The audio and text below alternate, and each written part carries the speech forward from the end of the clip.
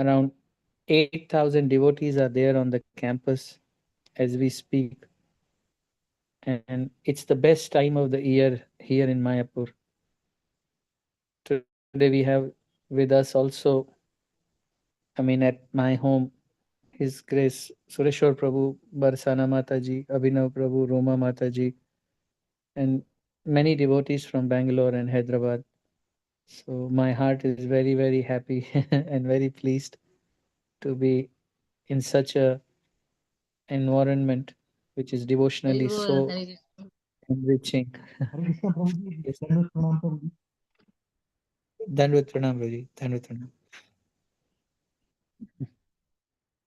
So let us begin with a small Mangalacharan. Namaha Om Vishnupadaya Krishna Pristhaya Bhutale Srimate Bhaktivedanta Swaminiti Namine Namaste Saraswate Deve Gauravani Pracharine Nirvishesha Shunyavadi Paschatya Deshatarine Jai Shri Krishna Chaitanya Prabhu Nityananda Shri Advaita Krishna Hare Krishna Krishna Krishna Hare Hare Hare Rama Hare Rama Rama Rama Hare Hare. We had four verses to finish before we start point 31.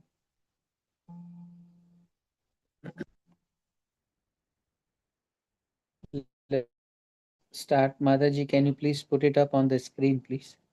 Om Namo Bhagavate Vasudevaya. Om Namo Bhagavate Vasudevaya. Om Namo Bhagavate Vasudevaya. We will be reading the translation only because there are too many verses to finish. If, however, you think that the soul or the symptoms of life will always be born and die forever, you still have no reason to lament, O mighty armed. Next verse. O descendant of Bharat, he who dwells in the body can never be slain. Sorry. One who has taken his birth is sure to die, and after death one is sure to take birth again. Therefore, in the unavoidable discharge of your duty, you should not lament.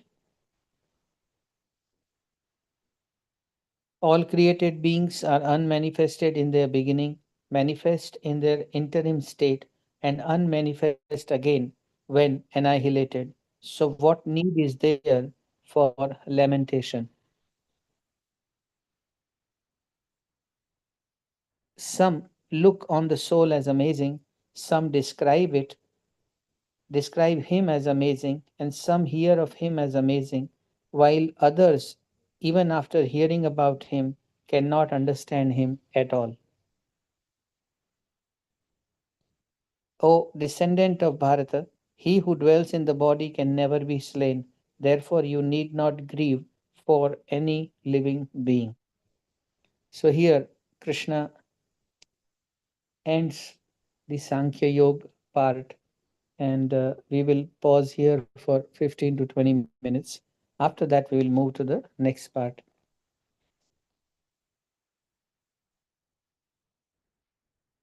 Just one who has taken birth is sure to die. This is subtle, and if the Lord will be merciful, we will be able to understand it a little better today.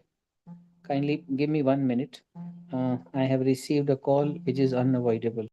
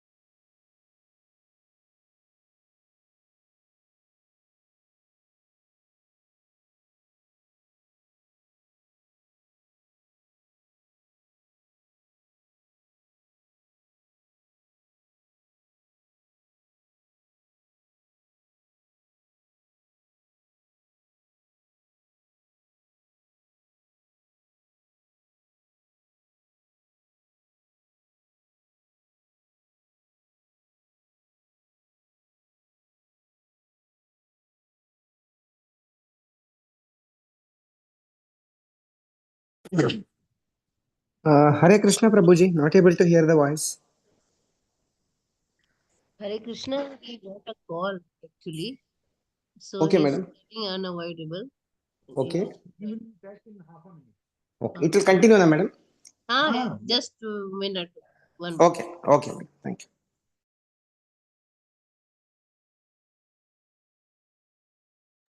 I'm sorry for this small disturbance. So as I was mentioning, I'm praying that the Lord be merciful upon all of us and deeper understanding evolves after hearing this class.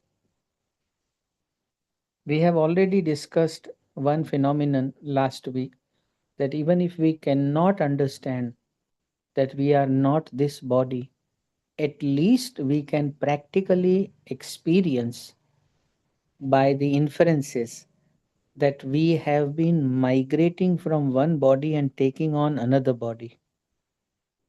And inferences are derived from various case studies and symptoms by which one can guess that, okay, this is how, I mean, broad truth.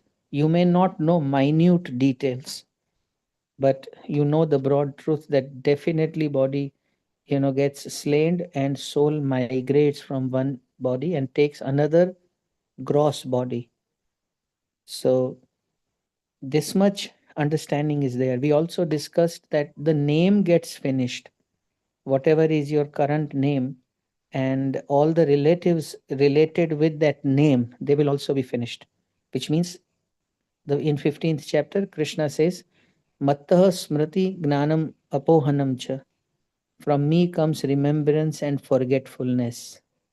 So we are put into the forgetfulness of our relationship with people of previous lifetimes, and only the tendencies continue. I repeat, only tendencies continue, and we are put into the forgetfulness of our identity basis our names. So, for example, that, okay, oh, he is Badri Vishal Prabhu, or he is Devaraj Prabhu. These names will be finished. So this part is actually be forget. I don't remember what was my name in previous life. I also don't remember, for that matter, whether I was a male or a female. I'm not sure if I was in a human body. But I know a few things. One,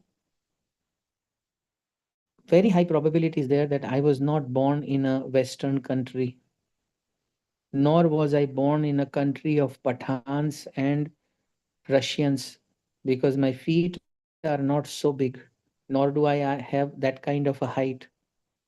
And since I don't have that kind of a color of the skin also, because all these transformations are very slow, they happen very gradually. From wheatish, you don't, you know, in just one lifetime move to a very fair color. It's very organic transformation in every sense, for every habit. Largely 90%, sometimes 85%, remains untouched as it is, and you again migrate to the next body. But there is something very difficult which Krishna has asked Arjun. He's using uh, one word: you should not, therefore you should not lament. Therefore you should not lament. What is there to lament? And now I'm quoting the toughest part of this whole thing, wherein the Lord is saying that the symptom of life, which is there in everyone, uh, that symptom of life cannot be finished. And he is making this as the basis of one should not lament, therefore. But then it becomes complex when he says, you should know that initially things are unmanifested, in the middle they manifest, and during the dissolution they get unmanifested again. knowing fully well, therefore, that this is unavoidable. He is using that word. Therefore, in the unavoidable discharge of your duties, you should not lament. Now I am entering into the in, inner, deeper phase of the class, that you have no choice, unavoidable discharge of duties. What kind of a world is this which is being described? One who is situated in this knowledge, one who is convinced, completely convinced, that person gradually stops relating himself with the body. For that person, there is no lamentation. For others, there is lamentation. The degree in which you find yourself attached to the identity of the body, in the same degree, you will have the lamentation. अरे मैं मर जाऊंगा, अरे मेरे माँ बाप को कुछ हो जाएगा, अरे मुझे ये बीमारी लग जाएगी, अरे मेरा पैसा चला जाएगा, अरे मेरी इंसल्ट हो जाएगी, मैं नहीं सहन कर पाऊंगा. All these statements indicate lamentation. हाँ, ये क्या हो गया? It indicates lamentation. But what does it mean? It means that the person who is lamenting, please try to understand what I'm conveying. The person who is lamenting genuinely believes in the current identity. Current identity. And that is why he is lamenting. Otherwise, in the chapter 18th, I think, Brahmabhut prasannatma na shochati na kankshati. Here he is saying, na tum shochitum arhasi. You should not lament. Na tu shochitam arhasi. But there he is saying, Brahmabhut prasannatma. That constitutional position one has to achieve. What does this mean? Now I'm simplifying. If I have $100,000 in my account, which means 85 lakh rupees, then I can spend the way I want to spend. Then I can afford certain things. I can afford a good meal, a good hotel, a good car, like that. But if I don't have, I will not be able to use that facility. You may think this is very ordinary example, but exactly the same thing is true for spiritual perfection as well. If you are situated on the platform of the soul, then that is the only scenario in which lamentation will not occur. The degree to which you are situated in the concept of soul and acting from that platform, in that degree, you will not have the lamentation. Practicing devotees do get bewildered, but they resume their equilibrium quicker than others. Devotees who are on the platform of Nishtha, their pace of resolution is even faster.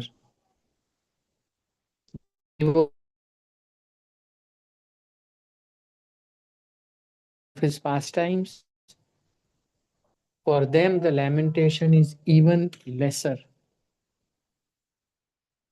So the requirement, constitutional requirement, is to become situated. Therefore, after a while in this chapter, Krishna will start talking about Sthita Prajna, one who is situated. And that's where he will tell Arjun the symptoms of Sthita Prajna. What is the fundamental thing of being situated? Understanding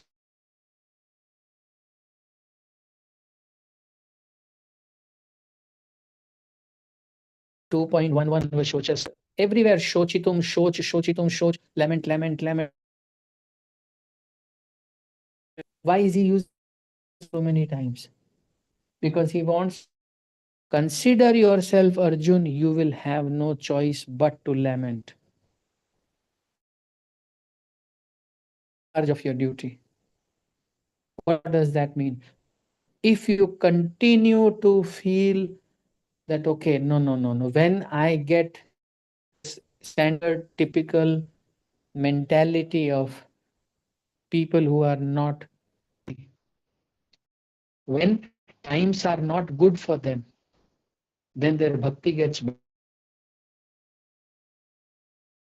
Materially speaking, then their bhakti Prabhu ji voice suffers. Is breaking ना बीच बीच It's बीच में breaking voice up जा रही one है thing. Sorry. ये अभी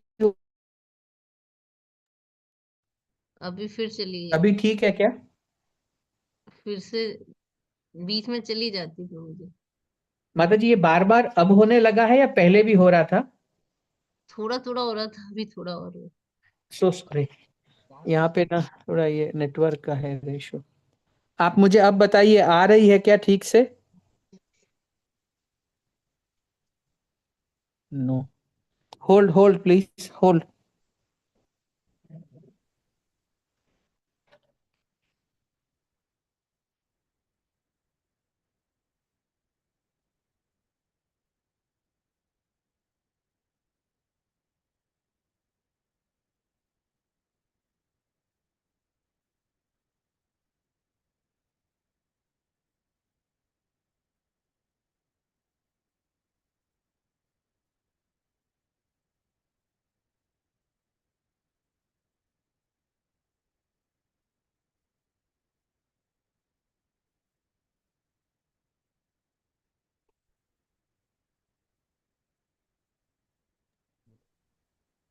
प्रभु जी अभी तो बिल्कुल नहीं आ रही आवाज नहीं माता जी, मैं बोल नहीं रहा हूँ।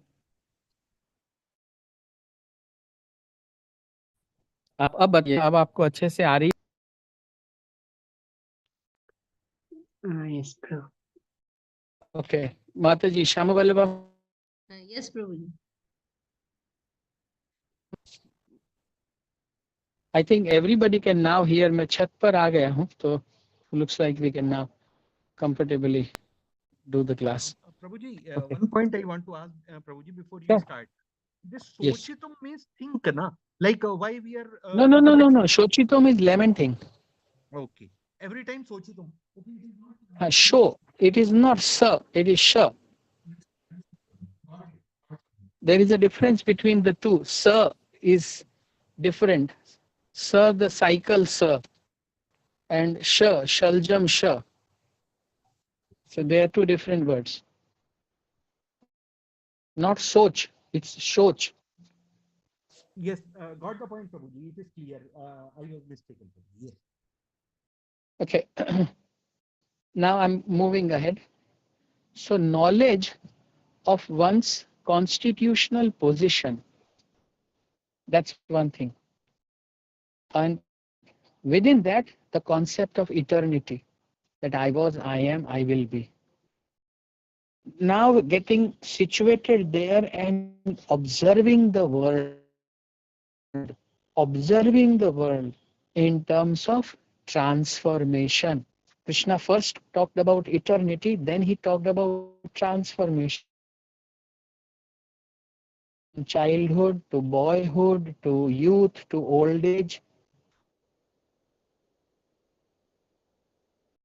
Tastra na muhyati. And a sober person does not get bewildered by these transformations. Let me give you a simple example. Currently, you might not be valuing. One second, just be online, please.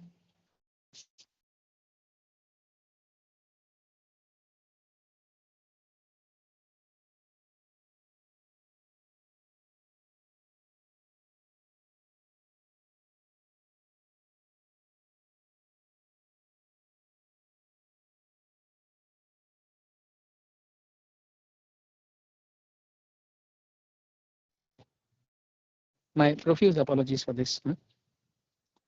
I will now not pick up the calls. I'll just cut the call. So this eternity followed by transformation, that you are eternal, hang in there, just be there.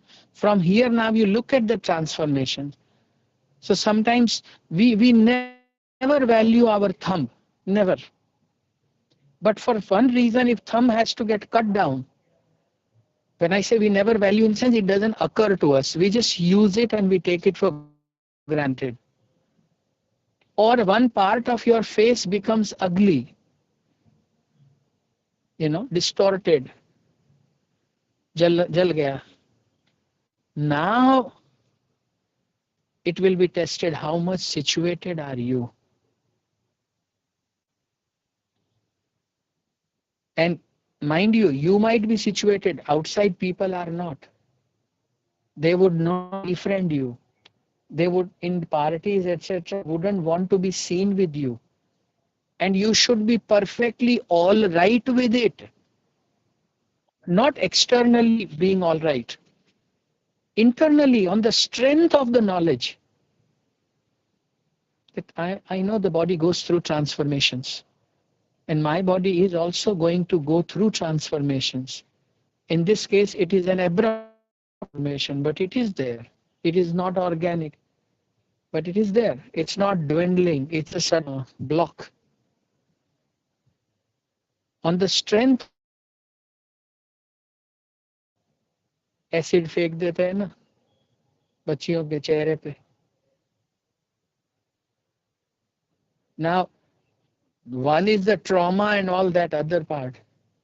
The other thing is, if you consider yourself body, then you will go through a lot of pain, mental anguish. That's why Krishna is highlighting there. He's saying, Dhiram tastra namuhyati. Constantly things are changing. Two things he highlight. He says, Matra sparashastu konteya shitoshna samaduk sukha dukkhasa.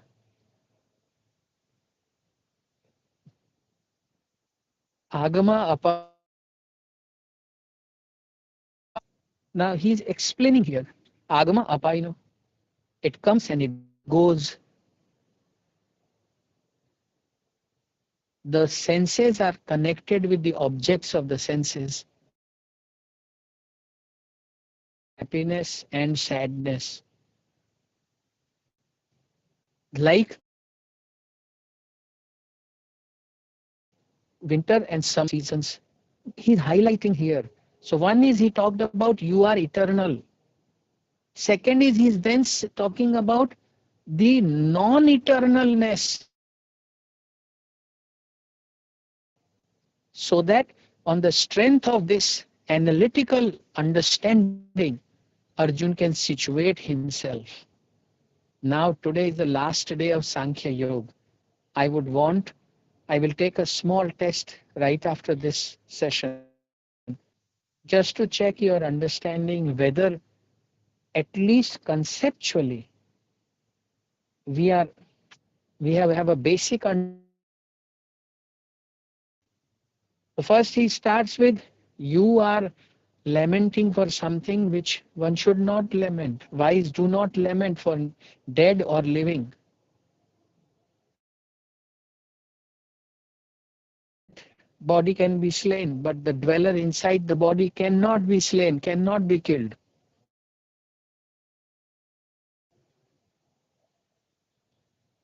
And then he talked about how many things are there by which the body can be slain, but the dweller of the body can't be slain. So, Nainam Chindanti Shastrani, Nainam Pavakah. Weapons can't kill this soul, Arjun. Water can't drown it or moist it, air, nothing would work on the soul. No effect. And then he also highlighted the transformative nature. Everything is constantly changing. So now these guys in management school, they also say change is the only constant, change is the only constant. but they cannot utilize it to understand soul. They are not able to utilize it. They utilize it for more productivity, but not to understand soul. If change is the only constant, then why worry about it? Unavoidable hai ye. We can't help it. It hits us, that's it. So you understand transformation and you also understand transmigration.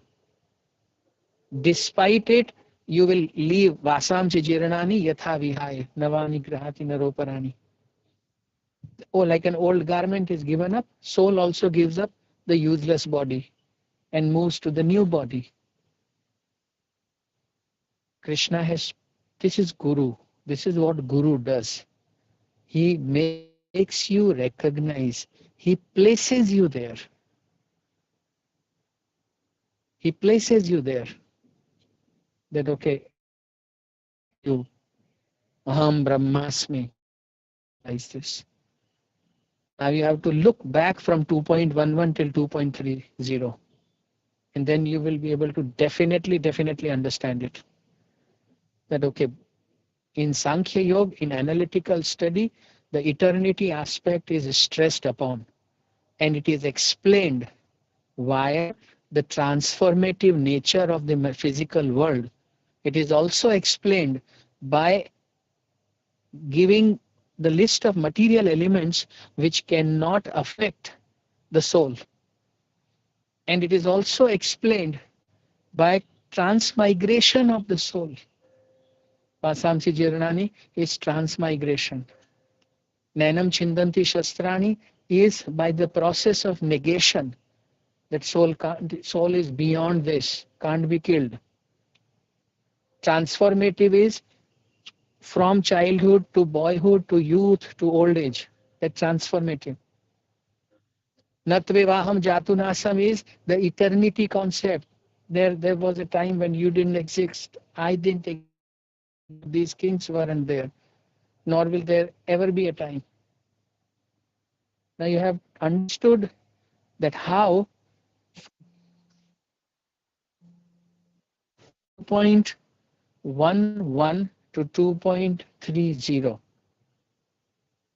Krishna just explained eternity. That is why through Sankhya, you get to understand the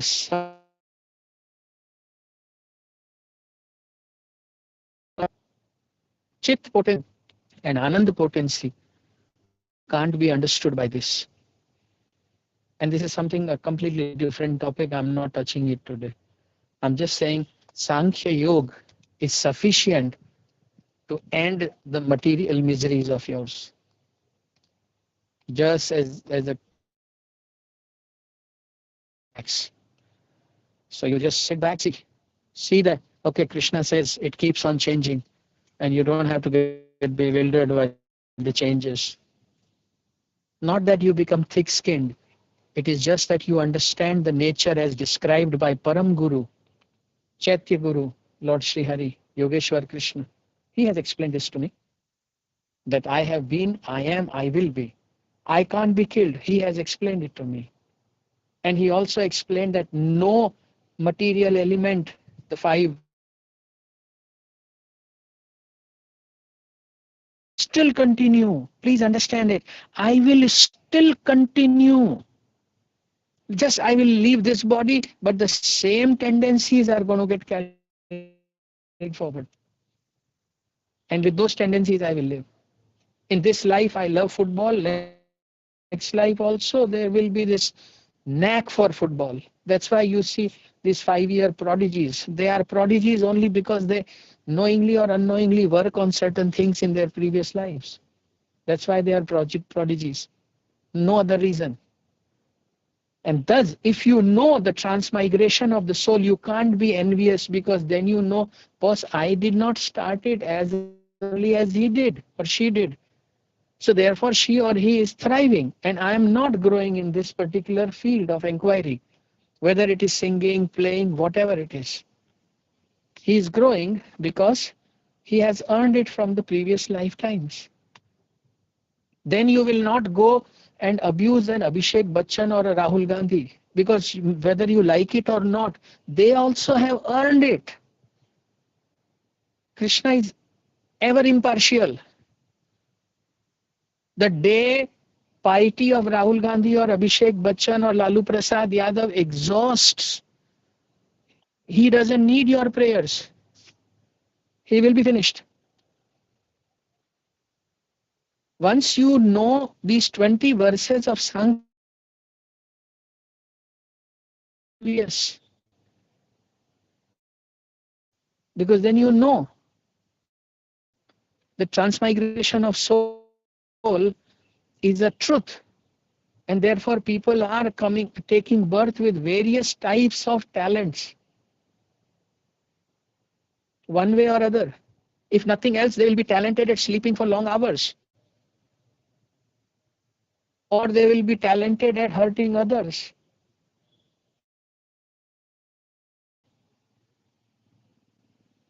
Some people are born demons because it's that particular tendency is very prominent in them. A pandit, a wise person can see it. He is withering away. Krishna says, please don't get bewildered. And he also says, Tam titikshasva bharata. One should learn to tolerate these changes and not get bewildered. Sometimes I feel there is so much for me to explain in Bhagavad Gita. So much and so deep.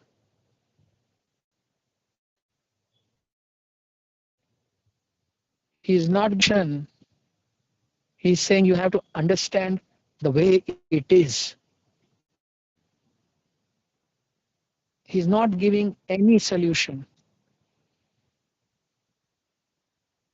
You have to develop this knowledge within you, and then you will be free from reactions. Only then, not by eating some babut, or in, you see those many of those chiefsters who head of one disciple, and the disciple starts shaking villainy, and he looks like crazy. All of these are, they have no element of spirituality in them. This is what is spirituality. Now, if you have guts, go understand, access it. But we cannot access it unless and until we read it, reread it, and try to understand it through Srila Prabhupada's purports. Then okay, eternal explained in the rest of the 19 or 18 verses. By the process of transformative nature, the transcendental position of the soul, that it can't be killed, etc. Transmigration of the soul. Jatasya hi dhruvo mrityu is transmigration.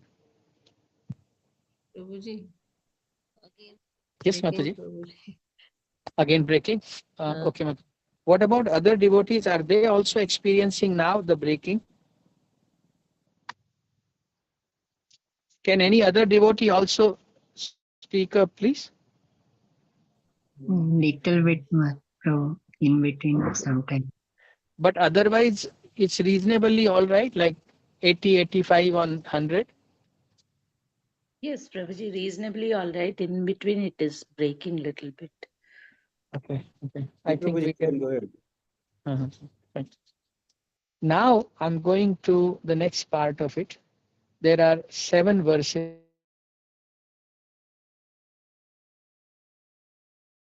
He has talked about the soul. Now he's going to change the gear from 31 to 37. So let's quickly read those 7 verses, and then we will talk about them. Text number 31. Considering your specific duty as a Kshatriya, you should know that there is no better engagement for you than fighting on religious principles, and so there is no need for hesitation. Where is this hesitation coming from? That karpanya dosha prahata svabhava. When Arjun says, now, due to my miserly nature, I am completely bewildered. I don't know what should I do. And I'm hesitating to take the right action. So here he's saying there is no reason for hesitation. You should just know what is your duty. Please move to the next one. 32. O Parth, happy are the Kshatriyas to whom such fighting opportunities come unsought, opening for them the doors of the heavenly planets. Okay, what else? If, however, you do not perform your religious duty of fighting, then you will certainly incur sin for neglecting your duties and thus lose your reputation as a fighter. Okay, next. People will always speak of your infamy, and for a respectable person, dishonor is worse than death. Mhm. The great generals who have highly esteemed your name and fame will think that you have left the battlefield out of fear only, and thus they will consider you insignificant. Your enemies will describe you in many unkind words and scorn your ability. What could be more painful for you, O son of Kunti? Either you will be killed on the battlefield and attain the heavenly planets, or you will conquer and enjoy the earthly kingdom. Therefore, get up with determination and fight. We will just touch the 38th verse and then do your fight for the sake of fighting without considering happiness or distress, loss or gain, victory or defeat, and by so doing, you shall never incur sin. I'm not getting into this one. I just wanted you to know that this aspect has gotten finished. Now you can remove this thing from the screen, Mataji. Thank you.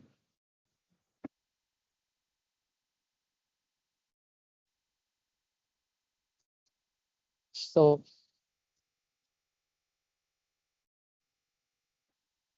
Kshatriya thrives on fame. Kshatriya also, and this fame is not the way you think of fame.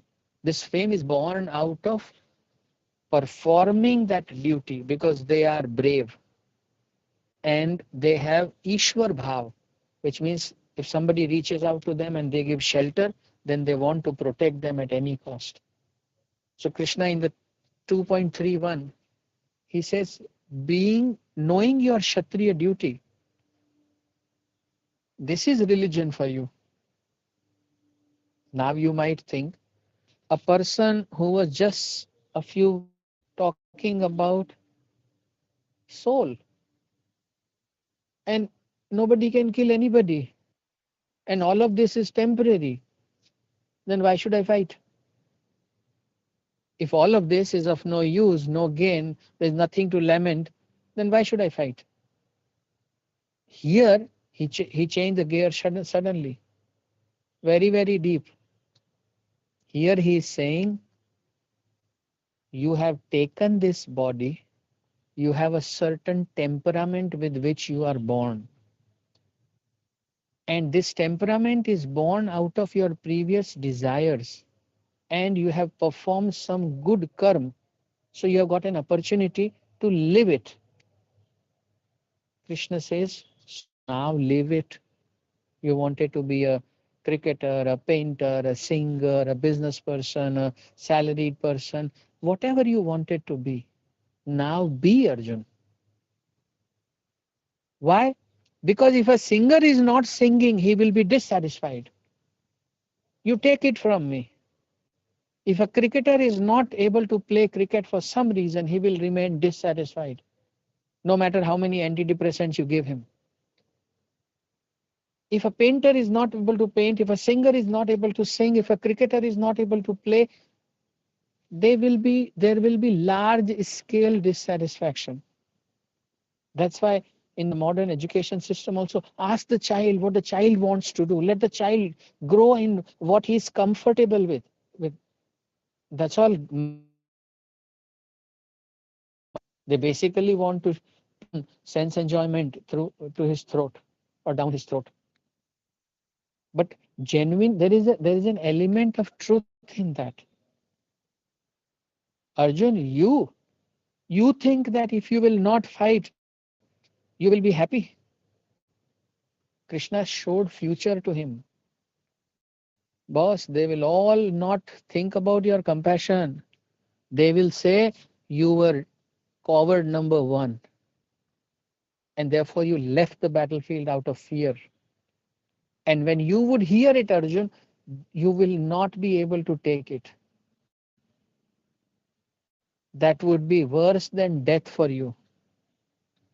Because for a Kshatriya, infamy that I showed my back in the battlefield, oh no, that's not a that's not a fighter.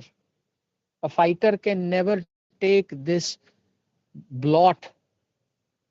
He can never ever have this, you know, this kind of infamy. He can't tolerate it.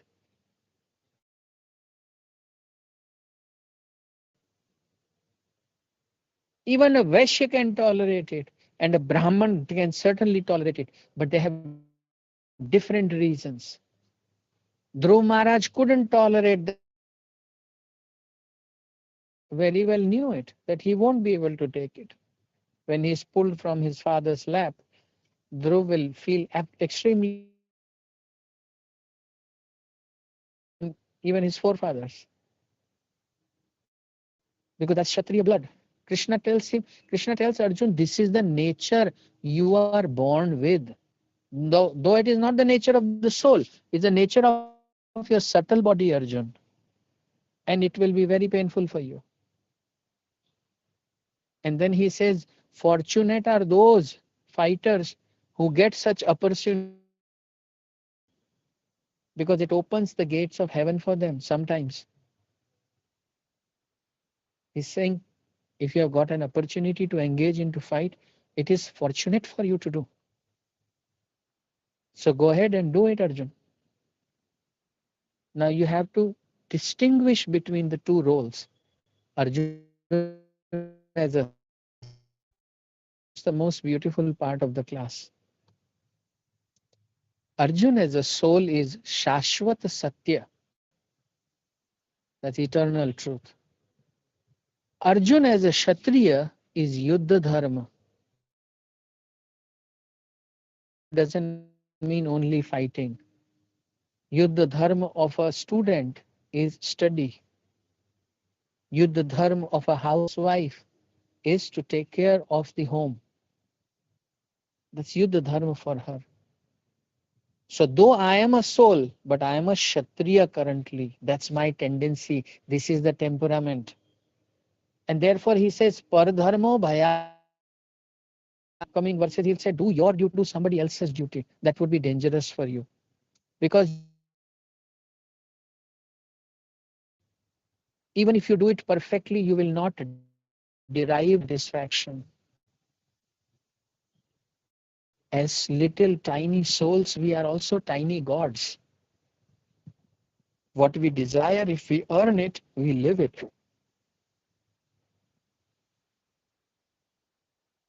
Just look around.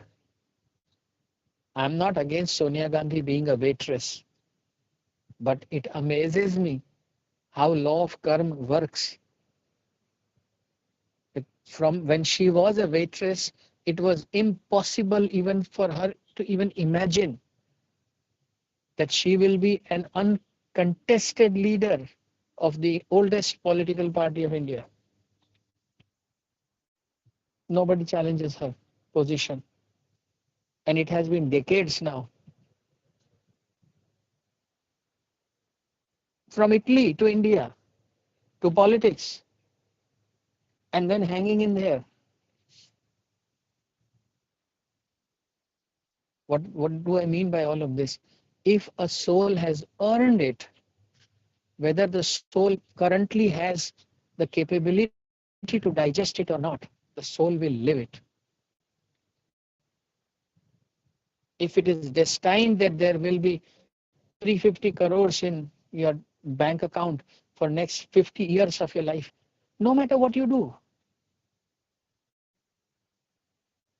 no matter what you do, 51st year it is going to exhaust. They already know it. Till then you keep doing nonsense. The 350 crores will not exhaust. And similarly, if you are suffering for a decade, they are saying it for a decade, which means any effort that you put, it can't shorten it. Very, very bitter and grave truths. Doesn't mean you stop working, because then it may get elongated. But knowing your temperament completely, demigods can predict that because he has such temperament combination of Rajotamo and Sato, therefore, this is the kind of nature he will be born with, and he will have these reactions, and it will take him so much time to recover from these reactions. All of these things they know. In Kali Yuga, the only thing which is surprising is that somewhere if you come across a devotee, then your karmic reactions may just surprisingly get extinguished or reduced to a great extent. And Yamraj will also be surprised. And material energy will give your account to Yogamaya. Now Yogamaya will decide whether you have to suffer or not. Karmi quota is there, but you have protection. But that's not the topic of the class today. You have to understand that one is soul, another is currently what title, what designation, what temperament. This is a soul born with the temperament of a Kshatriya. This is the soul born with the temperament. And soul born means soul having current subtle body conception of Kshatriya life or Shudra life. A Brahman can tolerate. He says, Krishna, I don't care.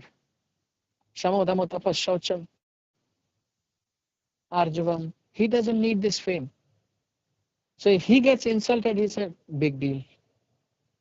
I know I'm a soul, and a soul can never be insulted. Finished. Arjun cannot do this. It's not possible. It is not his nature. Therefore, towards the end, Krishna will say, even people perform bhakti with their nature. What is the takeaway from this thing, dear devotees? Those of you who are working as scientists, you all should do your duty as an opportunity. I repeat, as an opportunity. What opportunity? To now exhaust it. That, okay, I must have asked in my previous lifetimes or in this lifetime, that I should be I should have mental bent of this nature. So I got the mental bent of this nature. But now, having known Bhagavad Gita, I must make sure that I go for my duty, I maintain or sustain my interest, and fulfill my desire of being a Kshatriya, being a Vaishya, being a Brahmin, like that. Remaining a scientist, now I should gradually develop bhakti and remove contamination from my heart, and thus understand that even what I am now doing is useless. So I will do what pleases the Lord most. And that is my purpose of life. Yat karoshi yad ashnasi yad juhasi dadasi yat. Now whatever I will do, whatever I will eat, whatever tapasya I will perform, tat kurushva madarpanam. I'll do it for the pleasure of the Lord. But never give up your prescribed duty. निठल्ला husband, कामचोर पत्नी किसी को अच्छी नहीं लगती. In this world, you can't maintain yourself without fulfilling your duties. If you don't take bath, people won't sit beside you. Plain and simple. You may keep on saying, nobody is mine, nobody cares, everybody cares if I don't stink. You may keep on saying, doesn't matter. This is how the world is. And this is how you are. You will also not sit beside someone who hasn't taken bath or who is stinking. Let's say, put it like that. So stay put in your duty and take it even beyond relationships. Yes. What does that mean? That means duty is the closest thing you can come to. This is prior to the spiritual knowledge. Once you have decided to do everything for Krishna, that's a different platform. But just before that, duty is supreme. So one should be always situated in one's duty. Therefore, I often say, if you are genuinely reading Bhagavad Gita, it is impossible for you to fall sick due to lifestyle diseases. Impossible. Because when you know you are not this body, you're sleeping, eating, mating, defending, everything becomes moderate. You become abstemious, which means you are very thoughtful, considerate in spending your energy. So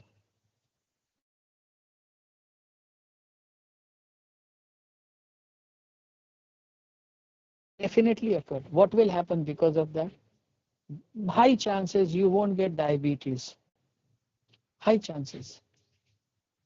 Sometimes it may happen that very heavy, traumas came across and your system just crumbled down. That's a different thing.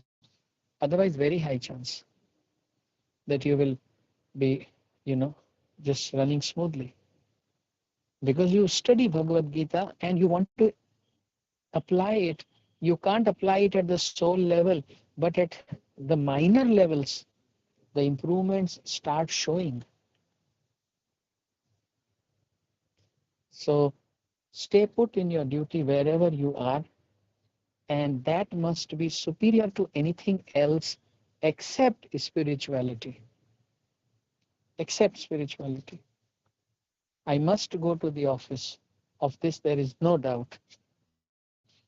But if there is a there is an acharya, there is a senior devotee who is there, then Tulsidas ji also said, साधु के मिलने से कार्य की हानि नहीं होती. Because Krishna then personally becomes indebted to you when you receive his devotee at the loss of some work, but don't use it as an excuse that yeah, you'll find your work drudgery and therefore you find this escape route. No, you like your work, you want to do your work, but then there is a devotee who is very, very senior and hearing him would be much more beneficial. That's the only time you can partly give up on your duty, not otherwise. So reading Bhagavad Gita, people will become efficient. They will automatically, try to, they will be de-stressed, less anger. I don't teach Bhagavad Gita for those reasons, but it is an outcome. That's all I'm saying. So we have 4 more minutes to go. I wanted to read verse 2.30 was soul. 2.31 to 37 is the duty part which Krishna is highlighting because he wants Arjun to understand that know yourself as a soul but still do your duty. ये ये मैंने अभी जो बोला है ये सार है भगवत गीता का.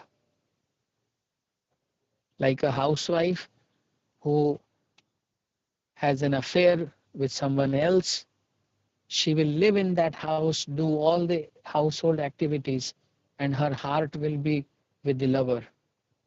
Similarly, in this world, we do our duty, but as a soul, on the soul platform, we are always absorbed in the thoughts of the Lord. That's the perfection of life. You will be materially excellent and devotionally even better. It is possible. It is possible. Therefore, all our acharyas were excellent achievers. Bhaktivinoda Thakur was an IAS officer. In those days, this was the highest possible That is called a district magistrate. I'm talking about age. That time, 1880s for that matter.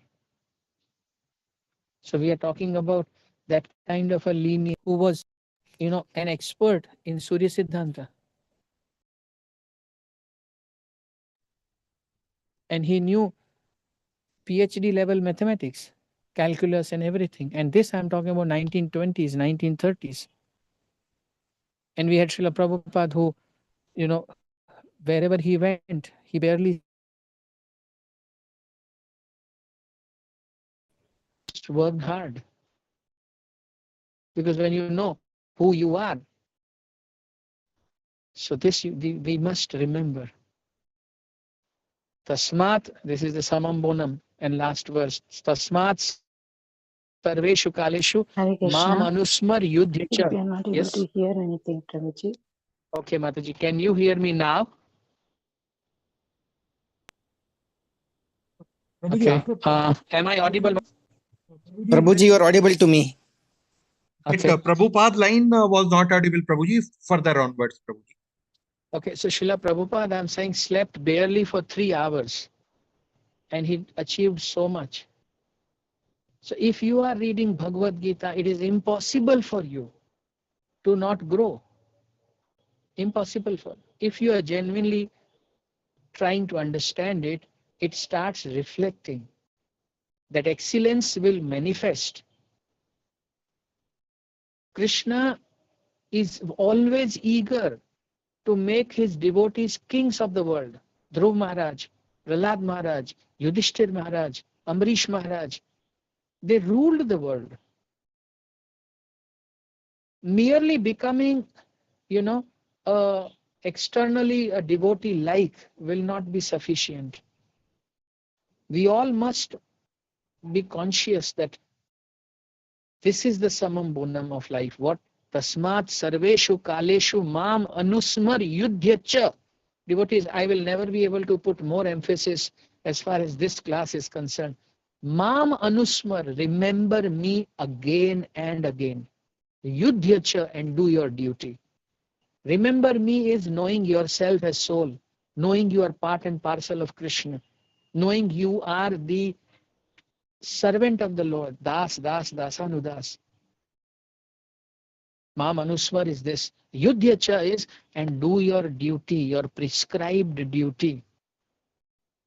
Perfection of life is to manage these two things. I repeat, perfection of life is to manage these two things.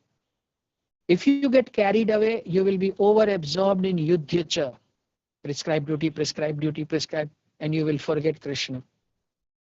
If you are seeking an escapist route, you will try to be constantly on this side, finding a shortcut. Oh, I can't take this corporate life. I just like this kind of life. Tomorrow, if I say, Guru Maharaj, let me be in Mayapur, this kind of a great environment, morning program, this, that. I hate asking people for money, Guru Maharaj. I don't like it. No, that's my prescribed duty that I'm supposed to do, whether I like it or I don't like it. And my Krishna Prem is lying there. So Tasmat Sarveshu Kaleshu, therefore all the time, Ma Manusmar, remember me, Yudhyacha, and do your duty.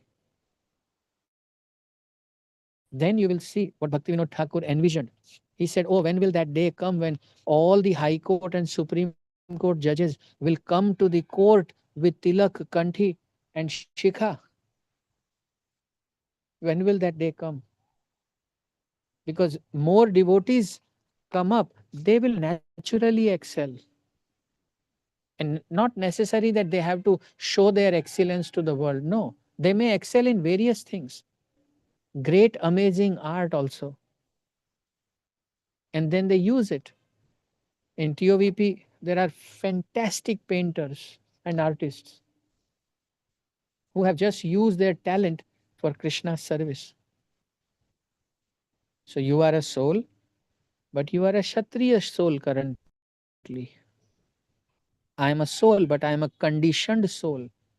So whatever is imposed upon you, you have to do that. When we reach ultimate stage, then Krishna will say, okay, fine, now sarva dharman parityajam. Now give up all types of dharma and just surrender unto me. I'm not going to talk about that stage today. Krishna expects Arjun that just in your heart, know you are the soul. Nobody can be killed. You can't be killed, but now you kill. This is confusing. He will ask the question in chapter 3rd, very first verse. He says, boss, I'm confused by your this kind of a sentence. On the one hand, you say, nobody can be killed. Then you say, now you kill. What's happening here? But we know what is happening. Why is Krishna saying what he's saying? So soul also, but a Kshatriya soul or a Brahman soul currently. One day you will be pure soul, no titles. Then you will say Sarvopadhi Vinirmuktam. I want to be free from all upadhis, all designations. I am no Kshatriya. Keno Shudra, Keno Vipra, Nyasi Keno hoy. Jai Krishna Tattvaveta, Sei Guru hoy. Who is sannyasi? Who is Brahmin? One who knows the truth of Krishna, essence of Krishna. That person is the Guru.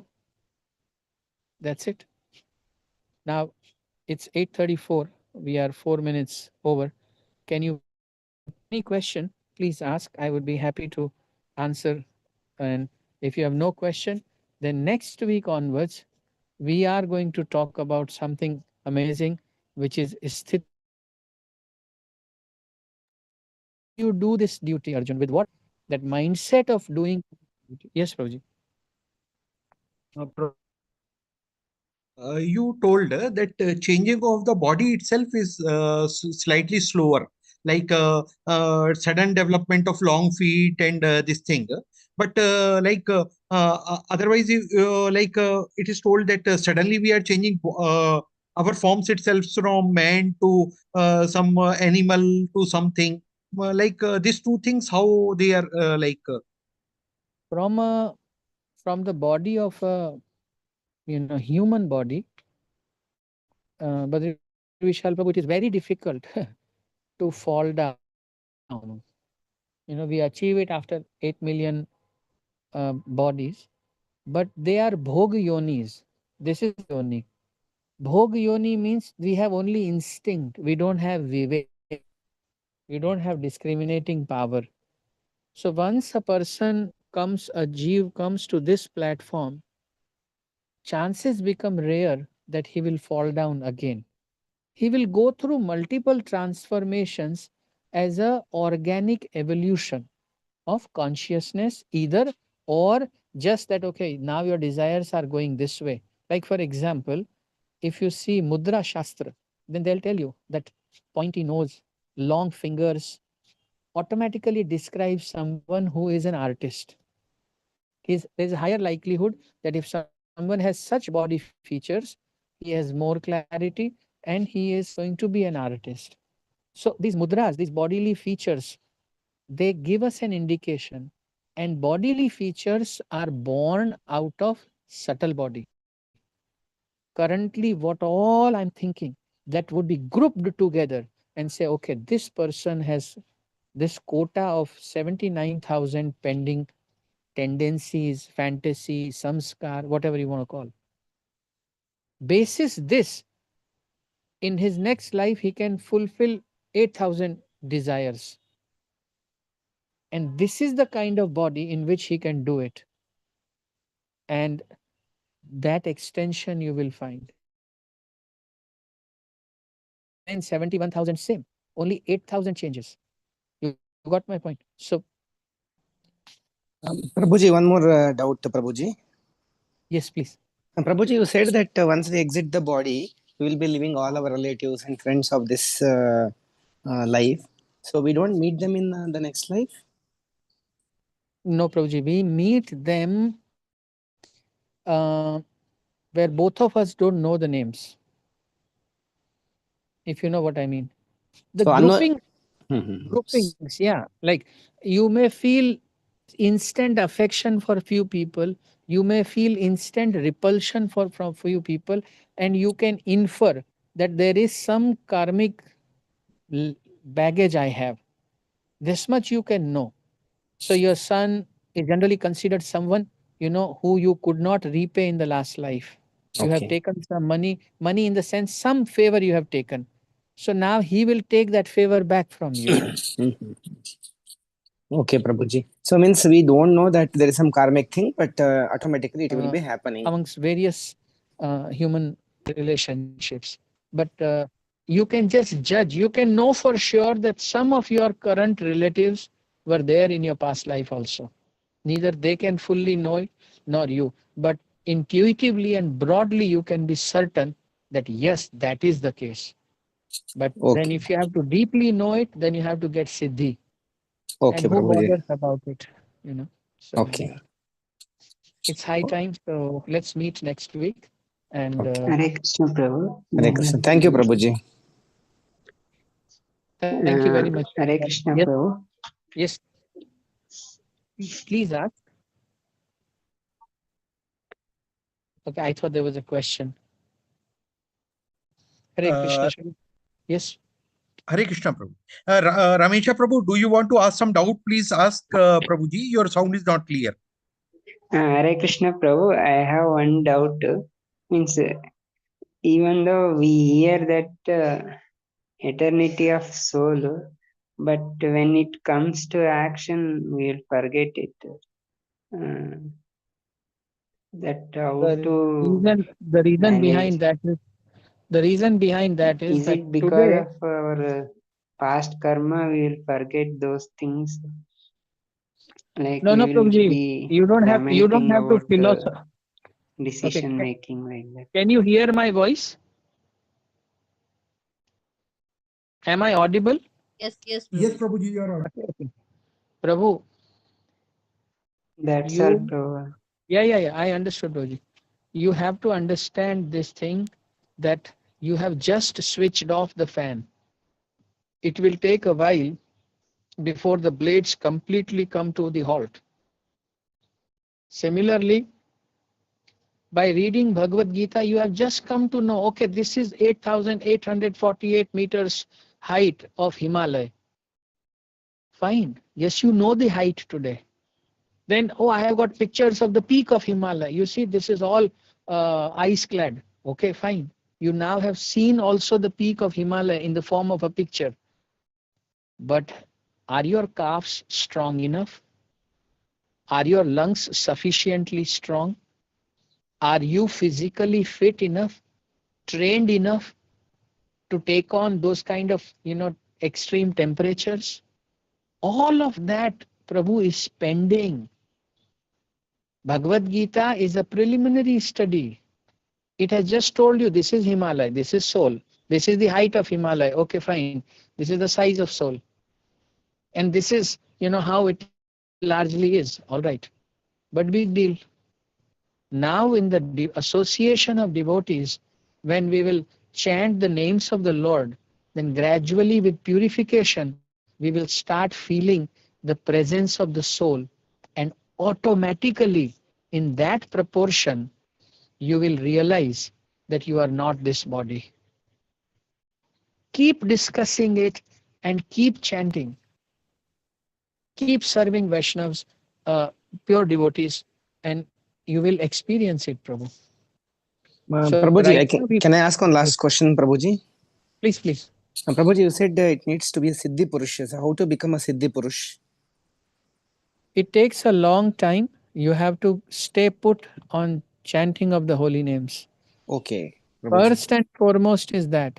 The whole purpose, when we will finish Bhagavad Gita, I will only say one thing. If you have understood Bhagavad Gita, then you know Krishna is everything. And Yes, then Prabhuji. you also know Satatam Kirtayanto Mam. Ultimately, every class must push you a bit closer to chant regularly, chant offenselessly, and chant attentively. That's Okay, it. Prabhuji. I Thank think you, we are Prabhuji. far from time. Thank you very much. Shri Krishna Chandra Bhagavan ki jai, Srimad Bhagavad Gita ki jai, Jagat Guru Srila Prabhupada ki jai, Srila Guru Maharaj ki jai, Nitai Gaur Sitanath Premanand Hari Hari. Danvat Pranam. Hari Bol. Pranam, Dandavat Pranam Prabhuji. Prabhuji. Hare Dandavat Krishna. Pranam. Thank you so Pranam. much.